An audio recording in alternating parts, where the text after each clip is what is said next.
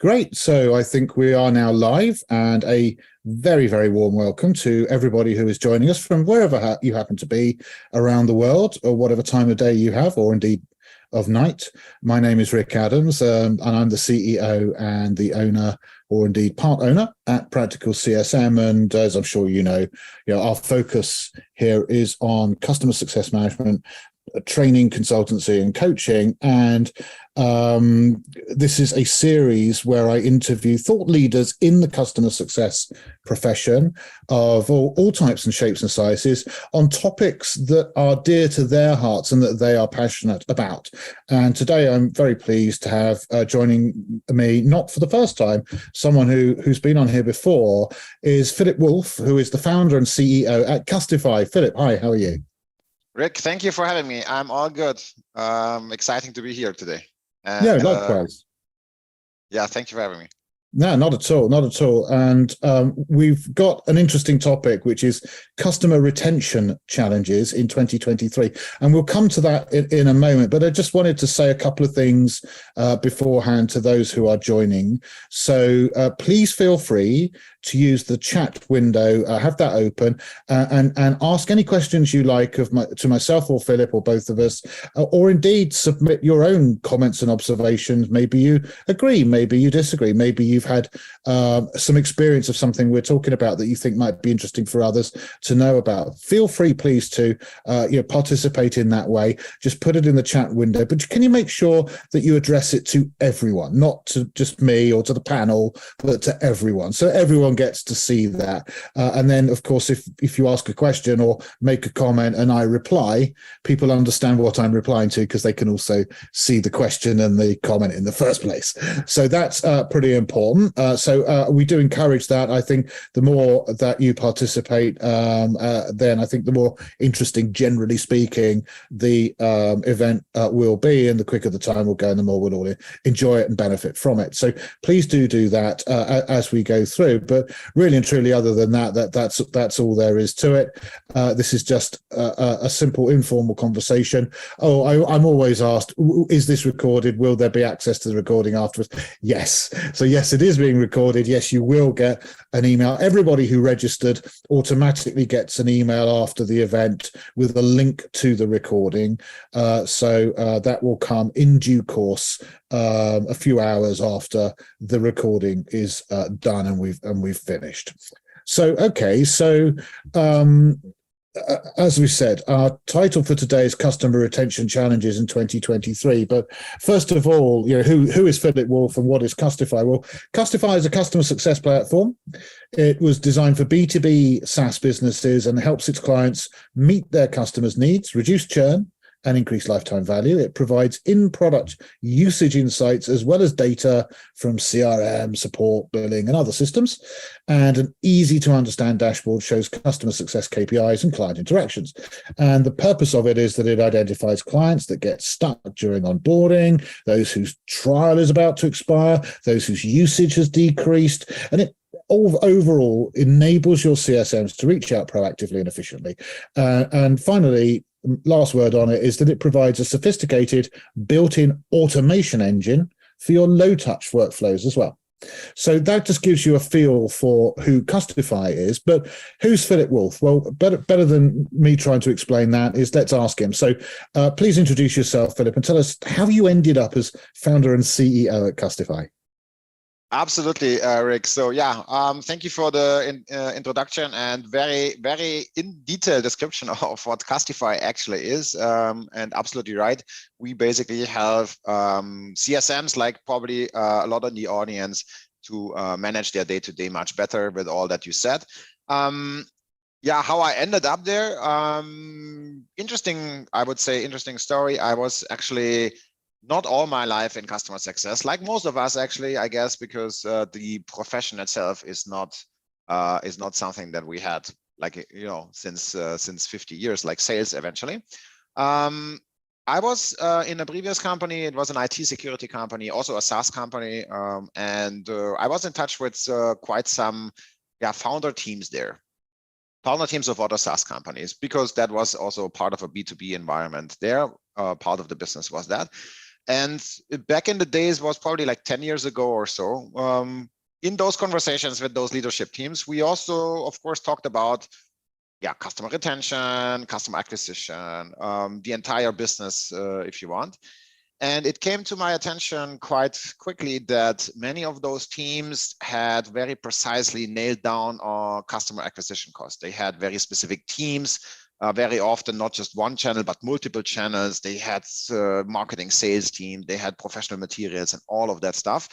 And then when you ask them like, okay, customer signs up with you and becomes a customer, what happens then? Then there was often silence, right? So it was like, we send some newsletters and, there's a product team looking at, product analytics, and that's how we improve it. Some did some user interviews already, but it was mostly driven by the product team, not necessarily any other specific team. And renewals were back then still mostly handled by salespeople. And this was kind of the moment when I started looking into this customer success topic as a topic itself. I basically researched how do businesses do it, and turned out back then, I have to say, was really like 9 years ago probably, or 8 years ago when I did this small research on myself. It was pretty immature overall, the entire industry. Yes. And the available functionalities in the tools were also very immature, or only made for really larger enterprise-ish customers. And then, in 2018, starting 2018, that was actually the start of Castify, when we said we want to build something for also smaller SaaS companies in the seed, Series A, Series B, where you are, I don't know, 20, 30, 50, maximum 100 people maybe. To give them a platform that is easy to use, quick to install, not a big monster that takes weeks to set up, where you need 2 or 3 CS operational people to maintain it, etc. That was kind of the start of Castify. And of course, since then we came a long way. Many things improved. The industry is moving quite quickly. I guess we talk about this today also. I guess so. Yeah, there's a lot of movement there. The development is quick. It is still a rather younger discipline within a SaaS company. And that means there's a fast development cycle in strategy and best practices, in tools to be used, and all those kinds of things. Yes. So that's that's how we started, and that's where we are right now. Well, that's great. Thank you very much for that. I think it's just interesting to get a little bit of a perspective on things. So, okay, let's turn to our title again, Customer Retention Challenges in 2023. And it occurs to me that if we're going to talk about challenges in 2023, then really it would make sense to just take a step back and take a look at the things that have occurred recently that leads us to be in the position that we are in, which I think is quite an unusual position business-wise generally. So I think it's worth doing that step back. And let's have a look at how things have changed generally, perhaps since March 2020, which of course was when COVID-19 was announced. So Philipp, what impacts did COVID have on SaaS customer retention during the epidemic years themselves, let's say 2020 and 21, and then what happened after that, moving into that post-COVID period last year in 2022? So the last sort of 3 years, give us a perspective from your point of view about customer retention challenges in that period. Before I answer that, I think generally speaking, the last 3 years definitely had been challenging compared to maybe the 3 years before that time. So the March, that March month that you mentioned just now, kind of started a period of time where things were no longer so easy. I mean, we do have a situation right now where COVID is kind of done. However, we have other challenges in the SaaS economics that we can certainly also address. So absolutely, it was certainly easier for many companies like before this entire COVID crisis started. What we saw is that there was a couple of months of complete freeze and complete insecurity, and nothing happened anymore. It was just like nothing really, like no contract was closed, and was just like I wouldn't say panic, but extreme cautious treatment of any activity. No one really whatsoever. knew, is this going to last for years? Is it going to be over in a few months? No one knew anything. There was that whole summer of 2020. Nothing happened at all, did it? That is right. So I remember friends telling me, "This is gone in 2 months. No worries." Well, as we know better now, it certainly wasn't. Coming back to the question as in retention, I mean, it's certainly, and that's what we have seen in our customer base. And our customer base, just for the audience to explain, it's pretty broad. Like SaaS companies in general, yes, but what the domain is in whatever they do is very, very different. We had several SaaS companies that exploded in business during COVID. So retention wasn't even at all on their, like, they couldn't care less about retention because they couldn't almost cope with the new customers they got. Food delivery systems, to be named as one of them. As you can anything imagine, that supported sort of remote work or remote living went through the roof completely. And then we had other customers, like, for example, solutions for shared office spaces to book meeting rooms, which certainly had not such a great time in that time. Yeah, exactly. Hotels. So, yeah, there were so retention is probably something where we first need to see, okay, in what kind of bucket of SaaS companies have you been, or has they been? So it was quite different, extremely different for some of them. For the ones that were affected extremely, anything that had to do with on-site, with these kind of things where you had to be in a room, where you, like, for example, we also had a customer that basically does an application when you go on fairs, right? One-on-one meetings, organizing these things, they didn't happen. It was all canceled. It was just gone. Sport events, all those kind of things, simply gone, vanished. No customers at all. No new customers. Right. Now, these guys, when it came to retention, sometimes there was like extreme measurements, as in, look, okay, we know it's down, and for that time being, we just basically cover our costs as good as we can. And our customers, basically, when they were affected, we just basically voided their invoices and was just like, look, we understand you guys have very big challenges right now, and we want to help you do. And we are certain that you come back on that, and it can take a year or so, but you know, take your time, come back. That was our personal strategy, and I saw that also happening for some of our customers. Cool. If they had customers that were extremely affected by it. Of course, and we'll talk more about strategies as well as we go forwards. Yeah. And some others really couldn't care less about retention in that time period because they had even troubles getting all those new customers onboarded. So the retention wasn't at all on their focus. The customer success team was purely focusing on onboarding, on getting adoption, and just kicking them off, and then that's it. Right.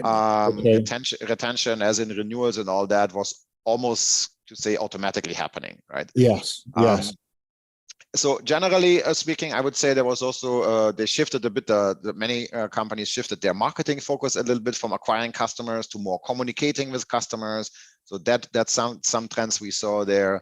Can I just interrupt you there, because I do think that marketing, we tend to think about marketing as meaning telling people who don't know about us about what we do. Mm-hmm. And forget that actually a very important part of marketing is marketing to our existing clients, who don't necessarily know everything that we do, and are actually a lot cheaper and easier and more likely, to sell to and more likely to buy from us. That's because we've already obviously jumped all those hurdles of, are they a company we'd like to do business with, and So that's actually, I think, a very interesting point. And I think that this has come to the fore more over these years as this retention focus has naturally occurred because of COVID, because it was harder and harder to get net new customers. So our focus moved more towards the retention, and not just the retention, but then what else can we sell them? And so therefore the marketing strategy had to change alongside that to be more customer marketing and less prospect marketing, which I think is quite interesting. And when we talk about retention in that times, I think the next chapter in the retention, I guess, is the recent yeah, not year yet, but let's say for sure half year or last couple of 9 months eventually, somewhere around Yes. that time. Where yeah, that's a bit a different situation now, I think because so too. the economic climate, and I'm not naming it with R word or anything else. I'm just saying climate without any further definition of it. But it's certainly a more challenging environment for SaaS companies. And here the trend is much clearer now when it comes to retention. So that is definitely something that we saw companies putting a lot more focus in. It's much more important since that time or since the last couple of months to have a more efficient company. So burning cash for any price, growing to any price is no longer necessarily the focus. Neither the investors will tell you that or your board of will tell you that. So getting to a more efficient customer acquisition, but overall management of the company, which means retention is definitely key. So here we definitely saw that the retention becomes a big focus of the entire company. Luckily for customer success people like us, I would say, because marketing definitely, customer acquisition marketing costs definitely is something where I saw CEOs putting on the red pencil first. So basically cutting out those kind of costs. It's a general things, like many companies go through their books and they revise every spend. Every spend has to be justified. Every new hire has to be extremely justified or is simply not possible because there's a hiring freeze. I can say, for example, when you looked for technical talent, developers, okay, as a SaaS company needs, that was extremely difficult in prior. So very difficult, very competitive market. Why? Of course, because even pre-COVID, it was already like international remote was possible for those people. Like developers typically already pre-COVID were in this home office environment, but COVID completely accelerated that. So now you cannot. When you have a SaaS and you tell a developer that they have to be on site 5 days a week, they will not, very rarely will join your company. You can put food there and all, and it's like that will not change the thing. The home office and the remote work is the new standard in that environment. That means, however, it's a global market, it's extremely competitive, and hiring specifically in the COVID times for these technical positions was extremely difficult. Nowadays is different. Nowadays is much easier, and that's certainly due to the entire climate of layoffs in some larger tech companies and and the focus of the company. So basically hiring freezes. Brings me back to the retention. So this is definitely something many SaaS companies have on top of mind right now. Not saying that they put a huge investments there. So that's another thing. So top of mind doesn't necessarily mean that we double the CS team. But at least it means that the CS team and typically also the economics around it, for example, our software, but also other softwares that they might use or need, are not necessarily first in line when it comes to the savings. That's what we observed. So that I'm happy to see that. And there are different numbers out there, 5 times, 10 times. I don't know what's true. For sure, keeping a customer or acquiring a new customer is X times more expensive than keeping one. 5, 10, put a number there that works for your business. But it's not just 2 times, it's certainly higher than that. And that's 7 often gets quoted, I find, but I mean, I've got nothing to back that up. That might be very much so. Yeah. And this is not just like now, that's a longer number that we all know in SaaS. And I'm happy that at least for most of the companies we talk to, this is still a focus. So thank you for that. So and I agree with all that you've said. I don't have any disagreement with any of that. And I think that we could call ourselves in a recession, or we could say we're not in a recession. I didn't want to use that word, but okay. Yeah, like you said, you didn't want to use that word, and I don't think it really matters what we call it. I mean, as Shakespeare said, rose by any other name would smell as sweet. And the fact is that a period of distinct indecision and fear about the future, whatever you want to call it, is here, and people are not prepared to take any risks that they don't have to, because they're not sure about the future. So even if things are going well now, and they're not going well now for everybody. So even if you're one of the companies that it is going well for, there is still concern about, but how long will that last? And there is a lot of, I don't think that anybody knows what the future has in store. I've given up trying to second guess what's going to happen tomorrow, because anything could happen. The way the news is these days, UFOs could land on the White House lawn, and anything could happen tomorrow, anything at all. So with that climate, how can you plan as a business? How can you invest in innovation and take risks when you don't know what the right thing is going to be? Because you take a massive risk and then tomorrow it turned out that you were wrong, and nobody wants what you're doing because something else has happened and everybody wants something else, and now you've wasted that investment, for example. So I think for these reasons there is a lot of hesitancy in the market, and a lot of people leaving cash in the bank, tightening their belts, only spending what they need to, not doing anything innovative, not taking on new projects. Let's just steady as she goes, do what we do well. Let's not touch anything. Let's not go for any luxuries. Let's just keep the ship afloat, and hope for better days when we're through all this potential storm that might be coming or might not be. But when we're more confident, then okay, we'll start being a bit more optimistic about things, and start changing our attitude. But so I think it's very, regardless of whether it's technically a recession, I think it's an attitude at the moment that is causing these issues. And so we've got to realize that attitude. So again, going back to what you were saying about, well, like some companies in COVID suited them very well, from obviously devastating personally, but from a business point of view, if you had a business that helped other businesses do remote work, you were probably doing really, really well.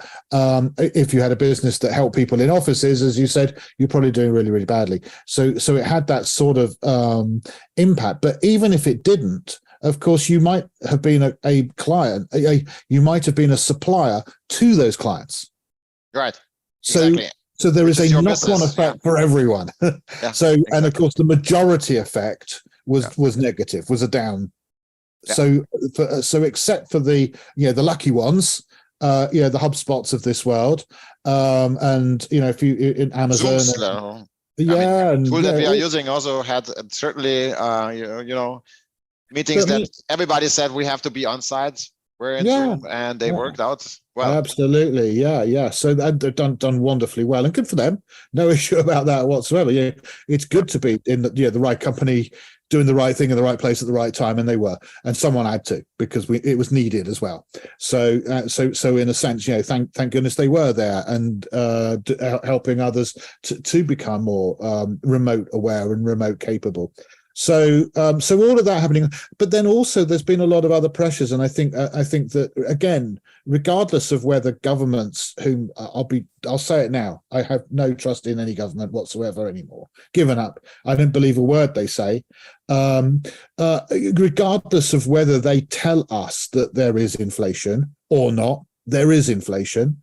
Energy costs is a great example of that, but it is not the only one. And we've seen the costs of raw materials go through the roof. We've seen difficulties sometimes getting hold of certain chips that have caused big issues in certain industries in technology, for example. Where we've seen that the rise of costs of stuff coming from China and so on because of the transportation fees, and so there's loads of reasons, I think, why it's not just COVID. And it's not just the remote thing. There's a whole sort of bunch of stuff. There's political. There's inflationary, there is the whole sort of COVID and the shake-up that happened, probably a few others, and just generally, I think we're very risk aware at the moment. So that's the situation as I see it. So let's dive into some of this. And actually, before we do that, would you say, because we've already mentioned, and I agree with you, and I guess I've said it there, that there's differences between companies based upon what what your product is. Yeah. But do you think there's regional differences in the impact or the climate for business? So do you think, for example, that North America is doing better and Northern Europe is doing worse, or Southern Europe is great, or Southeast Asia is the place to be? Or do you think it's sort of had a fairly similar impact everywhere? I mean, I have not the deepest insight here, but last time we checked, the Asian Pacific market was actually apparently the fastest growing SaaS market right now. Fastest growing doesn't mean the biggest, fastest growing. No, it doesn't. It means a lot easier to grow fast when you're small, in fact. Exactly. Which is exciting because it's a region that was not so much present for any of us focusing on others. Like when you do business with other SaaS companies, wasn't necessarily focusing so much on it. So I'm excited that there is a change there. Surely the market in North America and Europe still being the biggest in North America, and Europe probably the second biggest. So I'm not sure if there are regional differences. I think when you look at the SaaS market in general, I would say there is a bit of consolidation happening specifically in some areas. There is a bit of consolidation happening within some companies that were just spending too much money and realizing that now the new money that they might need in order to obtain business is not as cheap as it was anymore, naturally, right? So that is part of the inflation, but it's also part of other things. So there's no easy money anymore for SaaS companies. You have to really deliver, and you have to deliver numbers, and your valuations is not going to be through the roof anymore. So getting that money to maintain business is going to be much harder. And that goes back to what you said, meaning that spends are just going to be much more carefully looked at. I think always that in the market in North America is the leading factor when it's like coming to the trends. I think so too. And Europe follows some months later. We saw that several times, and I think it's the same now. Yeah, we feel that it's picking up already in the North America area, at least kind of getting back to a better situation than it was, when Silicon Valley Bank. There was a lot of layoffs, weren't there? Sort of end of last year, beginning of this year. Yeah, and the Silicon Valley Bank. Silicon Valley Bank, that was disaster and all that stuff. Which, in that. So since then, when I look at today's numbers and all, it looks promising. So that I can say, and that typically means that the rest will also follow. Nevertheless, I think this is not something like very short term. It's just a slightly different new normal. And if we are honest to ourselves, looking at the SaaS market, looking at the prices you pay when you get money, it was not that time that we had where you got paid when you take money, more or less. Was not necessarily normal, and I don't think that's coming back anytime soon. And I don't think either that the crazy valuations of SaaS companies are coming back anytime soon that we saw in a short period of time. But we are kind of more in the normal area now versus looking back 2 years from now, I would say. It's more of a, where we had the, So you think that there is a corner has been turned, let's put it that way, maybe? Yes, and it's more in a more healthy, more normal environment where, I mean, for us as a company, we have been bootstrapped since the beginning, so it's definitely a different situation anyway, right? So we can just spend what we earn, and for us this situation is great, of course, because we are anyway cash flow positive, so we don't necessarily need cut money just in order to get anybody anything. It's a nice position to be in, But not everybody is in that situation, of course. No, and of course, investors have a duty, if they are managing funds and investing other people's money, their duty is, they've made a promise, if you like, we will get a return of investment, this amount on your money, and they've got to do it one way or the other. Yeah, they got to do it, and that obviously puts then pressure on the leaders of the businesses that they're investing in. Yep. So okay, so I mean, you've seen, as I shared it with you, a bunch of trends that I thought were sort of relevant to our conversation. So why don't we just sort of throw those in and discuss them one by one? So the first trend that I think is emerging in terms of what are SaaS clients looking for right now? In order to retain our customer, we've got to think like our customer. This is the point really of these trends that I put together, and sort of walk a mile in their shoes, try and understand what they're going through. And if we understand what their challenges are, what their headaches are, what they're thinking and feeling, and therefore, why they're doing what they're doing, we can probably help better. So the first thing that I'm thinking that they're thinking is cost management. So in other words, they want to reduce their cash flow. They're concerned about future revenues. They're belt tightening across the board.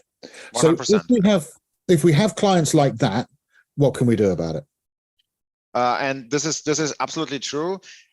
There are some things you can influence as a CSM. Then there are some things you can't influence as a CSM. What you can influence as a CSM is make sure that people get value from your product, because if they don't, you're the first that they will cut off because there's no value. So if I look at my cash flow and I'm concerned, I tighten my belt, I will ask all my team members to put all the expenses on the table, not just the human resource expenses, but all the tools, services, third-party costs that we have, and then let's go.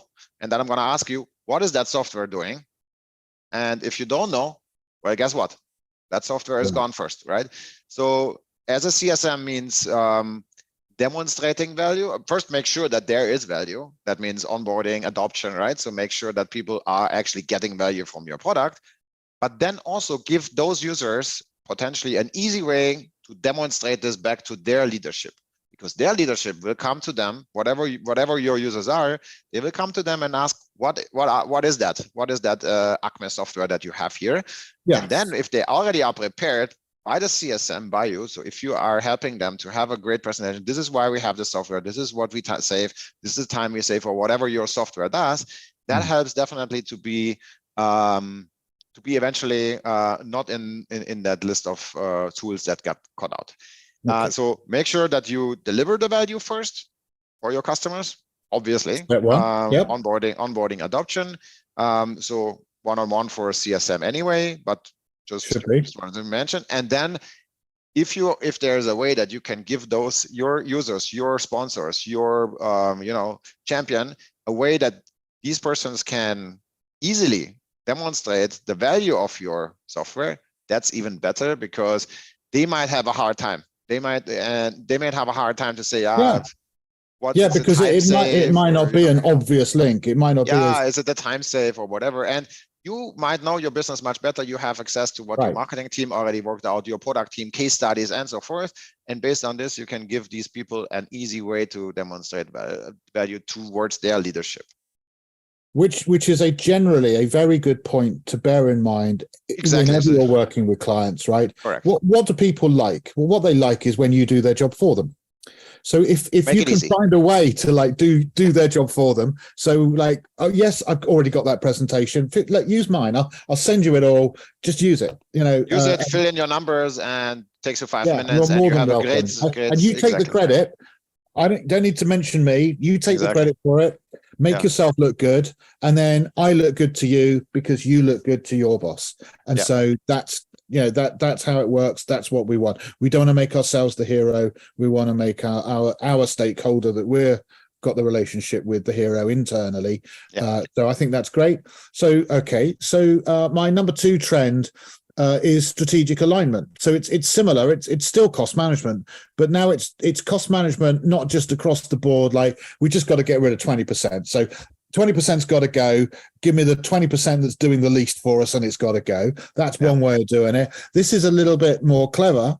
So this is saying, okay, strategically, we are trying as a business in the next 10 years to move from where we are here to here. Some of the stuff we're doing is helping us. Some of the stuff is hindering us, hopefully none. Some of the stuff is neither helping nor hindering. We're going to keep the stuff that's aligned to our strategy, please. So strategically aligned, what can we do about that? If it's not aligned to our core vision and mission, we're not going to fund it anymore. That is probably something where you can't do much as a CSM or in general, because that is something, you would call it a misfit in the business, but that's just, you can't do much, I would say. If you're identified as you can't if it isn't, but what you can do, obviously, I would say is, like, first of all is, right, well, what is your client's strategic vision and mission? Do you know? And I would suggest that not all CSMs do. So my start point would be research what your client is trying to achieve. So go and look at what the CEO has been interviewed recently as saying that they're doing, or go and look at their latest financial year-end report and what they've said that they're trying to achieve in the year coming ahead. Understand this business side of things. What are they trying to do? Look at the climate generally in their sector or industry, and try and understand in their shoes what strategically would be important to them. Is it growth? Is it quality of service? Is it reputation? Is it security? Is it green credentials, making myself look good? I know is very important at the moment. Environmental considerations. What is it? What are they burning? Like these are the things that, as a business, where we're aligning to these, and then take a look at what you do and say, well, look, which, if any, of these really important strategies hopefully you figure out that there's something and you might be able to highlight it. If at all, if you do it, at least what is an outcome is that you can figure out the churn risk much better. So if you figure out that by all means you're not a good fit for this customer anymore, the churn risk is probably quite high for this one, then at least your forecasting is at least having done the work, at least you're now in a better position. You understand the data. Good point. So I agree with you that there's nothing you can do in the sense of you can't change what their strategies are. And you can't change what your product does, but what you can do is you can look for the alignments and then point those out to the client. If there are any. If they are. So fingers crossed on that one. Okay, number 3, necessity versus luxury. So we're going to make savings by cutting down the spending on things. Look, we can manage without that. It's nice, but we don't need it. Yeah, that's pretty much bringing the same things on the table like we discussed for the topic number 1, I would say. That means here, we don't need it. That's exactly your job as a CSM, to make sure that they know that they need this. Like a CRM can also be a spreadsheet, right? So I can manage a sales department in a spreadsheet. Is this going to be like very efficient and it's going to be like a good idea to cut the CRM? Most likely not. I think that's the bottom line on this one. I think you've absolutely nailed it there. Okay, so like, yes, you can do without it, but it'll cost you more. Exactly. Which is the exact opposite of number 1. Number 1, you told me cost reductions, but now you're telling me manage without. Well, you can manage without a washing machine, a dishwasher, and a cooker. All right. So you can go and you can make yourself a bonfire and bake potatoes on it, and you can go down to the stream and wash your clothes. Okay. But you don't have time to do those things, because if you do those things, you won't be selling to your business. So our washing machines are really important to you. So stupid example. I don't know where I'm going with that one. But hopefully you can see that your product may not actually be a necessity in one sense, that they could do it manually using a spreadsheet instead. But if they did that, what would be the reduction in quality, in customer service? Would the customers be frustrated? What would be the time it takes? And can you then maybe align that to revenues and say it's going to do it by all means, but it means that it's going to cost you this?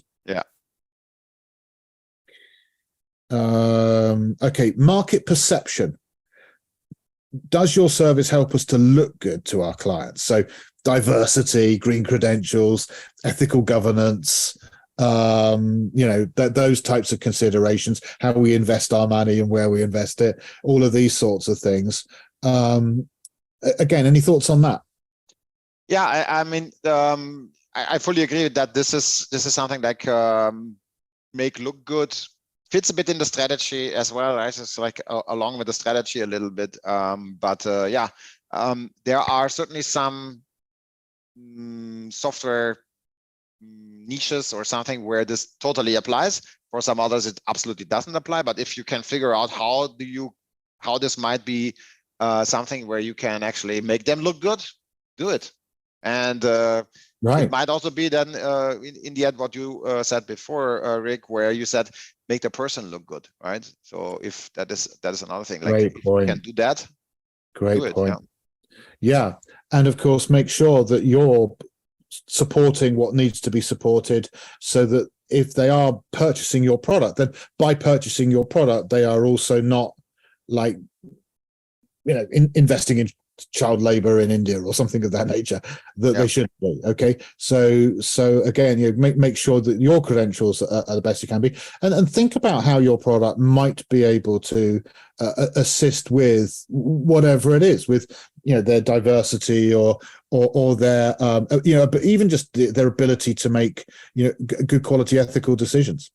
Okay, enough said on that one. So market perception, how can we help them look good? So next one, short versus long-term ROI. So I've put this one in and I think this could work either way, because you might have clients who say, look, we're fine right now, we're worried about the long-term future. But you might have clients who say, forget about the long-term future, like we're worried about right now. Right now we've got this issue of cash flow, and that's the one I want to particularly focus on, because I think that's the one that CSMs can probably help with the most. So any thoughts on that one? And I think this is also the one that is specifically right now is the most interesting one. As you say, like what's in the future, we don't know. Prevalent. It's a lot of uncertainty. So what matters is now. And so help us get through this next 6 to 12 months, please. Yes. So the ROI goes back to value that we talked about before, and this is part of your job description, that you are able to demonstrate the ROI for your customers why they have this tool. Yes. And this is part of a QBR meeting, and this should be part of a QBR meeting at least, not just like business goals and all that, but also, okay, what does this all make sense, like business wise, for you to have this software? And short term, in my definition at least, is a quarter, is another quarter, is not like 4 years, but it's a quarter. So make sure that when you talk to your clients that you have a way that you can estimate the ROI constantly, the value and the ROI for your customer. That's really, really important. And that's what, I mean, in the end, also if you have the situation, and I hope you have new customers, is also one of the first questions, right? Someone gets your service, your product, your software, and then you will be under extreme supervision from the management and from whoever purchased this product on the ROI. And once it's demonstrated, okay, you get in a bit calmer waters, but in the beginning, you have all their attention when it comes to ROI. You are new, they spend just money. So when do we actually benefit from this? When are you able to solve whatever your sales team sold them? But that is really important, to not have a extremely long time there. I'm not talking a long TTV, time to value. Depends who you have, and if it's an enterprise product, of course things go slower, no question. Depends what it is. Absolutely right. I mean, some things might take 10 years, but they should know that, and that should be acceptable, because that is what it should take. So whatever the period is, you're trying to minimize it, basically. Whether you're minimizing 10 years down to 8 or 10 months down to 6 months. You can minimize, but also, that's something you can do. But you can also make sure that you create visibility, right? Great point. Absolutely. This is what we discussed in the sales team, and then this is the constant visibility. You would be surprised how many people change in that team that use your software. They don't know necessarily. They don't know anything about what you actually are and why you were purchased in the first place. That's right. So constant visibility, creating visibility, I guess, is a very important piece here. So I would agree with you, but I also think that the first thing that you said there is absolutely paramount and premium. One of the things we focus on a lot in our training actually is to reduce the TTV. The faster you can help your client get to value, the happier they are, for a variety of reasons. Reason number one is because it reduces their risk. So the longer they've got money out on the table, the more risk there is involved before they get their money back, right? If you got your money back, no more risk. So how long does it take them to start getting value back, and how long does it take them to get all of the investment back, and then how long does it take them to get to the amount of revenues that they hope to get as a return? Those are sort of three different times there of types of value, so three TTVs to consider. And the customer success manager can very much have an impact on this, because they can help the client stakeholders to develop a really good watertight success plan that allows them to onboard, adopt, master your product more quickly, and get the maximum value from it, using all of the features and functions that are relevant to them, and making sure that the communication plans are in place, and support plans are in place, and incentivization of utilization of the product is in place, or whatever is needed for the end users to support the end users. Moving from the old process to the new one, and using your product to its maximum as quickly as possible, so that they are, in change management terms, they're back to normal. They had to make the change from whatever they were doing to yours, and they've made it quickly, effectively, efficiently, and now they're getting lots of value out of your product as quickly as you can. So you're maximizing the amount that they get, and you're maximizing how quickly they get that amount, and therefore you're maximizing the overall value returned. And then, as you say, Philip, you're proving that back to them in your reviews.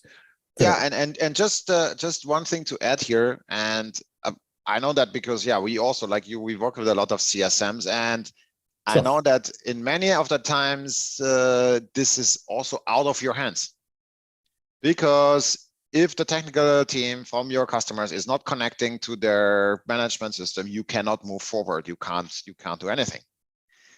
And then the time to value, while you would love to get it somehow faster, you're just blocked because maybe your setup process is quite complex, and there's many stages where the customer needs to do something and they just don't do it. Then again, your job, what you can do, instead of just like don't do anything, you can create this visibility.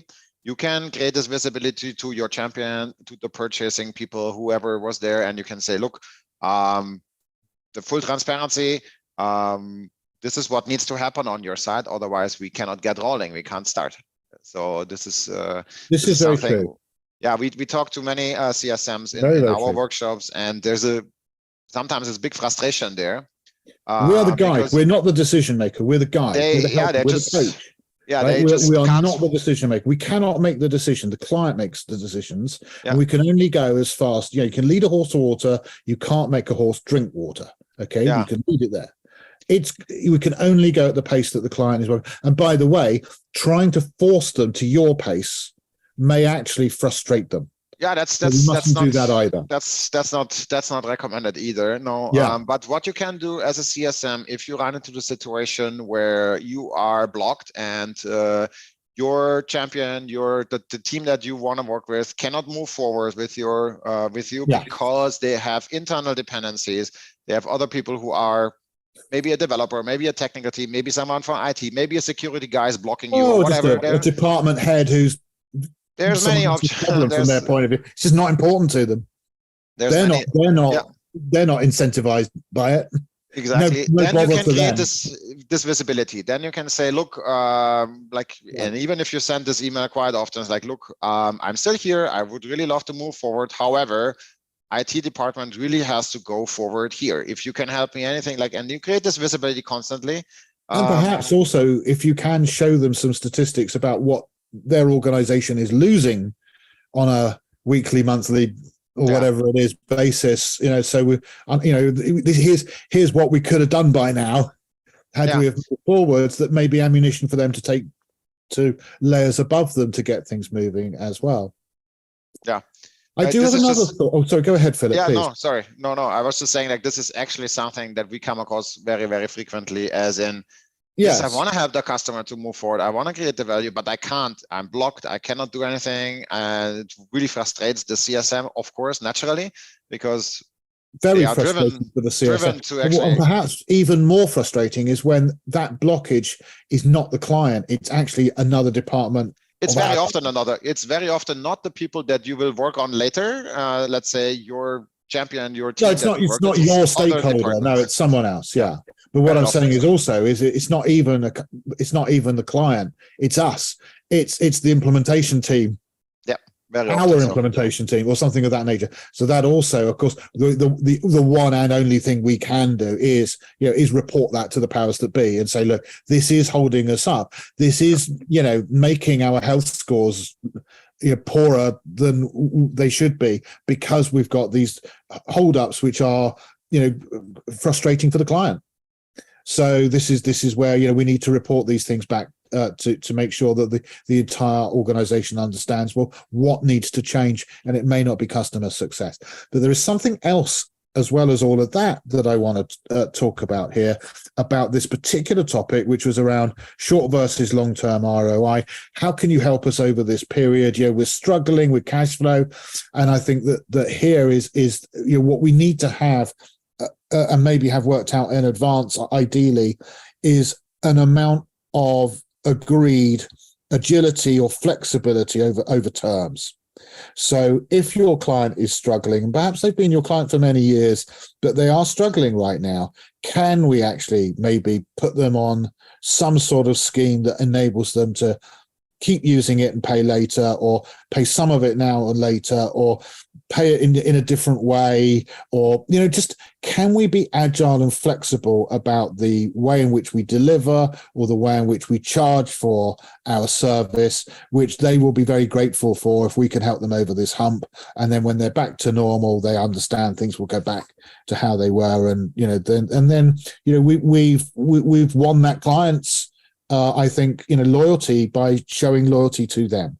So are there things that we can do maybe that are practical that could help them with a short term, like I don't know, like a payment amnesty for 3 months or 4 months or something, and then we'll ask for that back in 6 months' time, or something of that nature, or pay it monthly afterwards, over another year in 6 months' time, or something of that nature. So there may be ways in which we can be flexible or agile that will help them with that short-term cash flow issue. Okay, we're nearly there. We've got two more. Team productivity and efficiency. So this may be the thing that they're concerned about right now is, okay, for most organizations these days, especially if your customers like us are information type companies, a data information, the biggest cost by a long way is staff salaries. Okay, so they are concerned about, well, we certainly cannot take any more people on. And by the way, that's a big risk, because also the other side of that coin is right now, more than ever before, it's difficult to take on new people because there's a lot more law around having taken somebody on. It's not so easy to let them go. And so again, you take them on and you can't just say, sorry, bye. You've made commitments to them, and you've got to make sure that it was the right decision. So for these reasons, it may be that they're again feeling they need to do more with less, but they're not talking about money now, they're talking about people. How can you help us do what we need to do, but we can't take more people on? We've got to do it somehow with just what we've got, but there's more that needs doing all the time. Can you help us with that? Any thoughts on that, Philip? I mean, this is 100% correct. In at least most SaaS companies right now, their hiring is not necessarily happening. So this team efficiency, 100, I just would sign 100% what you just said. So that's absolutely true. If there's way that you can that you can demonstrate that your service helps them doing exactly that. I mean, Castify is a great example, right? People come to us because it's a great example of that. Yeah. I mean, their team reached a certain size, and then they look into okay, how much time do we spend a day in spreadsheets, not knowing what's going on? Takes me 3 hours to prepare a QBR for a client or a renewal call, all those kind of things. And then at some point I say, okay, we can either hire 5 more CSMs in order to get top notch in what we do, so we have all the time to do all the crunching and everything, or we invest in a tool that makes us more efficient, right? So Castify is a perfect case for this team productivity efficiency. This, of course, you need to apply on your own software that you sell. But the reason that you sell software typically is because your customers want to be more efficient. Otherwise, they find spreadsheets or things other than that. You're typically, many of the competitors for your software is manual works, spreadsheets, things like this, right? There was in your customers' life cycle of their business, at some point in time, there was a turning point where they said, we need something else, right? They need to go from a spreadsheet in the CRM. They say, we need HubSpot. It's time now. We like with 4 sales reps, we cannot, this is not efficient, like doesn't work. And I don't know. And one guy goes on vacation. I don't have transparency and anything. That's the time. Now that's applicant for all of, for any of us in the software industry, that at some point in time, your customers said, we need something else. And that was typically not on day one when they founded their company. That's or when right. they started on. Very rarely. It's when the moment has come to that point where it becomes more cost effective to pay for software than to not pay for the software. Nobody wants to pay for more software, but if paying for more software actually gives you a net overall increase in revenues, then yeah, let's do it. Exactly. So this again is very important. So it's not just the bottom line. It is in terms of cash or money that your product, maybe it could be around time, it could be around management time, it could be around your subject matter experts who are your very valuable time, but people are the biggest cost. And if we can show by using our tool, you cut your processes in half.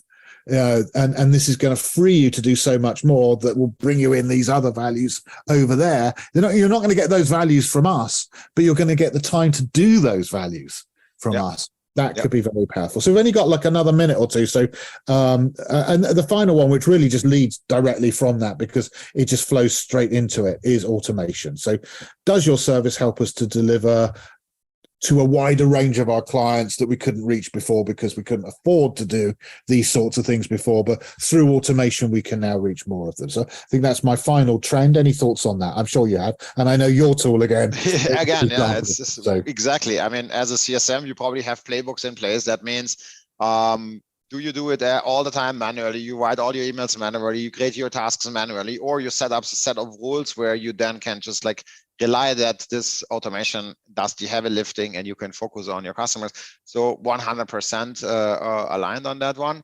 Of course, again, doesn't apply to all of your softwares or businesses for the audience here, but if you have that is really, really good, because that again goes back to the topic before, team efficiency. And I would even say solving things smart versus having to work hard for them. You can solve those things with automation, typically very, very smart, quick, and reliable. Yes, and reliable, which obviously is very, very important. Yeah. So I think we've covered a lot of ground today. I've been very pleased with our conversation. I think it's gone well, and I think I hope others have got as much benefit and enjoyment from it as I have. Thank you so much, Philipp. I just want to ask you one final question. Have you got your crystal ball there, and have you got it polished well? Yes, I have it. Okay, yes. cool. Oh, perfect. Okay, so gazing into your tea leaves or whatever it is that you've got there for the future, looking ahead, then what lies ahead for the CS profession in the next, say, 12 to 18 months? And how can CS leaders and, well, all CS professionals best prepare themselves for whatever that is? I mean, if I have probably, in respect of time, I can't go too much. If I have to pick one single thing that I would say here, is definitely gonna be AI. And don't be scared of it. Use it to your advantage. Leverage the AI. You don't have to type all the emails anymore yourself. You might find other great ways to use AI in order to do your job. Don't be scared that it's gonna be something that replaces you, because I can tell you it's not. I can almost surely tell you it's not, at least not in the near future. That is probably the biggest thing in the next couple of months. For us, like we just implemented a new AI functionality where exactly that happens. So you want to create a playbook and you are not 100% sure where to start. You put high-level things there, you ask our AI, and it's going to create this playbook with all the steps for you. And then you save a lot of time. You can refine things, of course, but this saves a lot of time. And there's a lot of ways that you as a CSM can leverage AI, probably, even if it's just about give me back an email that I can send to a customer that wants to churn, and then you can refine this a little bit. And it's a great kickoff and a great start for you. So that if I had to pick one besides expansion and other things that are on my mind, that would be the one. That would be the one. And so actually that's a perfect one, because next month for our August leadership, and actually a couple of months back, I interviewed Yu Monsang from Churn Zero on the topic of AI. And next month, I've got Jason Noble from Vinley, and we're talking about AI again because it's so important. So, so good timing. Thank you for that, Philip. How can people, if anything you've said, and particularly perhaps that last point about what you're doing with AI, how you can help CS teams with AI, is of interest. How can they get hold of you, or what's the website or email address, or what do you want to give them? Yeah, if you head over to Castify.com, you most likely get a consulting call with some of our professionals there, Castify.com, or if you directly want to reach out to me, the best is LinkedIn. Philipp Wolf, LinkedIn, you probably find me. If you add Castify, you find me for sure. 2 P's in Philip. In fact, 3 P's in Philip. 2 P's at the end of Philip, just to warn you on that one. 2 P's in the end. I haven't tried it with 1 P, but most likely if you hit Philipp Wolf and you hit Castify on top of it, either way you write it, it's got to find it on LinkedIn. You'll hopefully find Google is smart enough to find it. So thank you once again, Philip. I really appreciate your time. Thank you all for watching. No questions, but there we go. So be it. Please do evaluate this webinar. You can see the evaluation link there that Gerald's put in the chat window. And that is it from me, Rick Adams, and from my guest, Philip. Once again, thank you all very much indeed. And I wish you a fantastic month. We'll see you again in August, as I say, with Jason Noble from Vinley talking about AI. Bye for now. Thank you for having me. Bye-bye. Thank you. Take care. Bye-bye. Bye-bye.